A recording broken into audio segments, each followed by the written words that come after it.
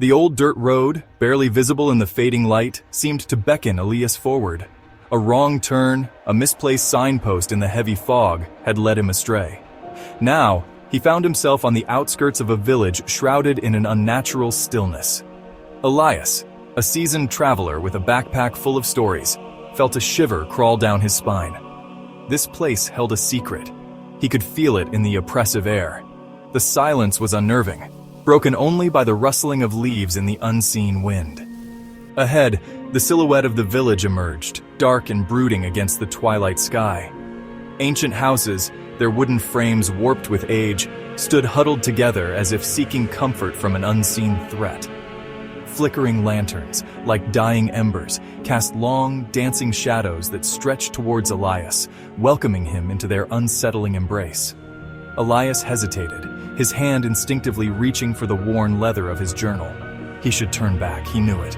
Yet an unexplainable curiosity urged him on, a siren song from the heart of the forgotten village.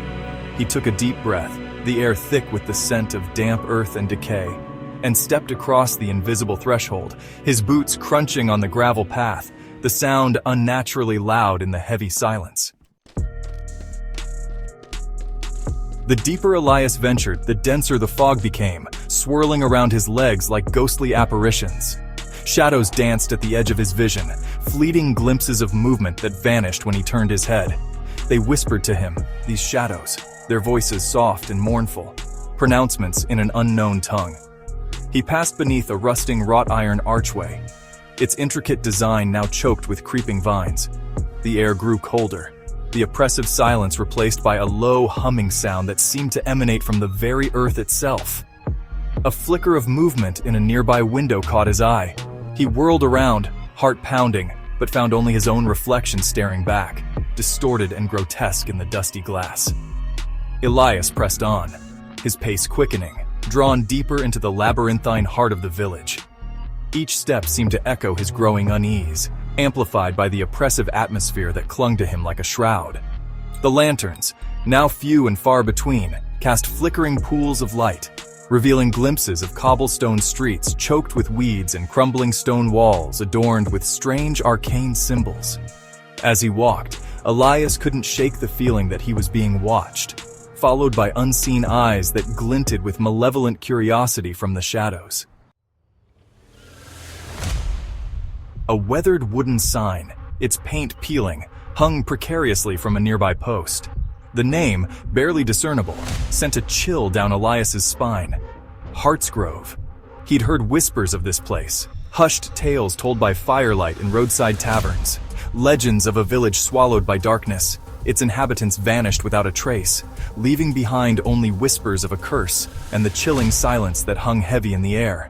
Elias stumbled upon a small cottage, its door hanging open like a broken jaw.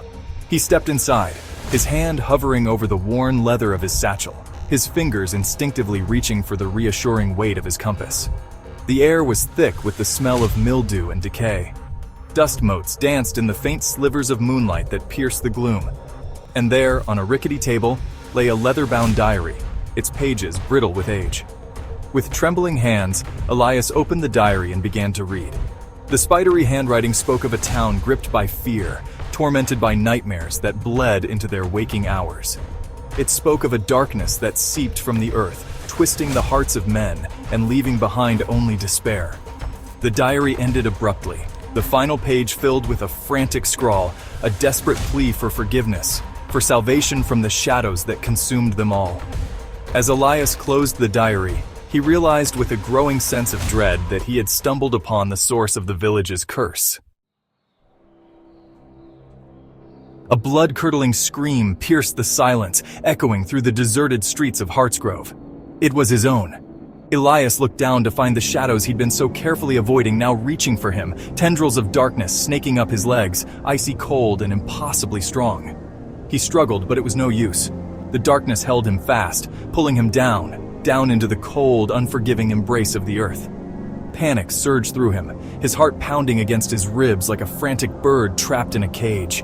He thrashed against the shadows, but their grip only tightened, the whispers in his ears growing louder, more insistent, until they became a deafening roar. He could feel the shadows seeping into him, stealing the warmth from his body, the breath from his lungs, replacing it with an icy emptiness that spread through him like a plague.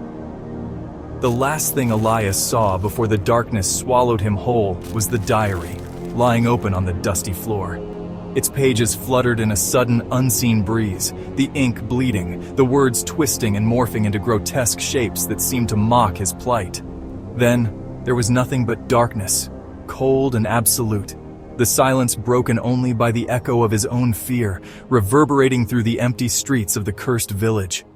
Hartsgrove had claimed another soul, its hunger for despair finally sated, for now. But the shadows remained, waiting patiently for the next unsuspecting traveler to lose their way in the mist.